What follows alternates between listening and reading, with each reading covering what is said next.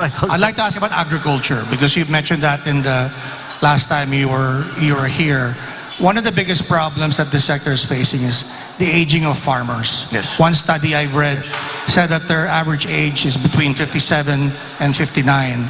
And the worst thing is their children don't want to go into agriculture. And this observation is supported by declining enrollment in agricultural programs of SUCs across the nation. And last, the Secretary of Agriculture last year said that we may be facing a critical shortage of farmers in as little as 12 years. And he said this last year. So maybe you'd like to share with us what your plans are regarding this issue. Regarding the age of farmers getting older, not only are they discouraged to come in, their parents who are farmers, they say, wag na kayong pumasok dito, napakahirap ng buhay dito. Mag-aral kayo, pumunta kayo sa Manila, pumunta kayo sa city, dyan kayo magpagaling para hindi nyo na kailangan daanan itong dinadaanan namin. That's the state of the agriculture in the Philippines today. As a general rule, as a general concept, I think we have to really shift already from what is essentially still mom and pop operation and talk about agribusiness and talk about the industry of agriculture. And there are many things that we need to do to achieve that, to get to that point. See, let's go back to the issue of the age of our farmers and the young people who are not going into agriculture. If it is an agribusiness, if it is not the traditional farming method that we are always going through, that we have been doing for the last millennia, but move into something that is more high-tech, then that will necessarily need for the entry into more technically minded agribusiness practitioners. And that will bring the age younger immediately. I know already for myself, young people in their 30s who have discovered some new technology or have come across a new thing. Bagay sa atin to, gawin natin. And they do, and they have brought all kinds of new techniques to farming, but it's not yet extensive because there are no encouragements coming from government in terms of tax breaks, in terms of I don't really believe in subsidies in that regard, but I still think that we can improve the attractiveness of the agricultural sector to younger people if we use the most modern, most interesting technology. And like the kids say, they can geek it out, right? They'll just pag-aralan nila na mabuti. That's a very interesting. It will become a very interesting line of work. Is there an important role for government to play? Because if you look at the public spending on agriculture in the Philippines, it's only about 1.7% of the national budget, far below what is being spent in other ASEAN countries. Yes. It's been that, and it has been that way for a long time. I think we have really neglected agriculture because we had a system set up where the entire value chain was attended to by government. And of course, the private sector practitioners come into the picture during the trading and in the market. But that was dismantled in 1986 and has not been a replacement for it. So we have to do it again. And if we look at the countries that we are competing with in terms of rice production, for example, they're Thailand and Vietnam, the obvious ones. Their cost of production is lower. The labor segment of their production cost is 1/2 of ours. And that's due to mechanization. We have not mechanized at all.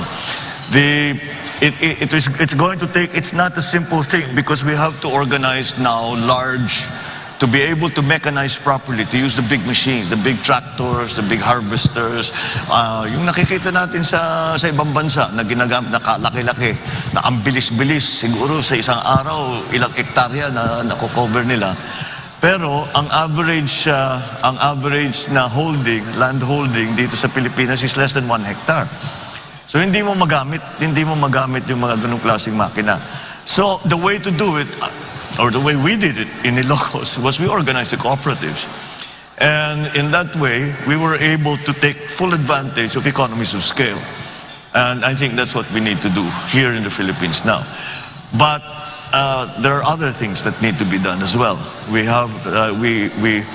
I think the fact that we are importing galunggong has been made very, very public. It's been very, very clear that it is quite a surprise for us to get into that situation. But again, it really comes from a neglect and the agricultural sector. So the things we have to do the research and development for the new varieties, for the new yung nag-aalaga ng hayop, paano yung gagawin yung pagkalat ng mga inahin. Again, these are different schemes that we have to put together. In our fisheries, there is a very, very good potential for us kung ayusin lang natin ang ating kinukuhanan ng isda. Number one, bigyan natin yung mga mangingisda na mas malaking bangka. Maliliit lang yung bangka nila eh. And they have to go out already 12 kilometers kasi overfish na dito sa loob. And then of course, patrol so that maraming nagpo-poach sa atin. So we have to have all the best techniques and technologies for our farmers and for our fishermen. Fisher folk. So that's just the beginning of it. And then the support. Now, one of the biggest problems that the agricultural industry is facing right now in terms of crops is urea is 2,500 pesos now. And we know of many areas where farmers just didn't plant. And that kills our production. Taas na naman ang importation natin. Because kung minsan, kung kulang talaga. Kung pabayaan mo yan, tataas naman ang presyo, hindi na kaya ng tao. Kaya talagang kailangan ayusin yung agrikultura. So you have to support, the government has to support that. This question of urea, for example, siguro ang gobyerno lang bibili in bulk. Hundreds of tons of urea, and then isama na yan sa production loan.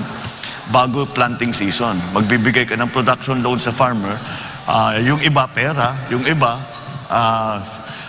seedlings, yung iba abono, the fertilizer at saka yung pesticide.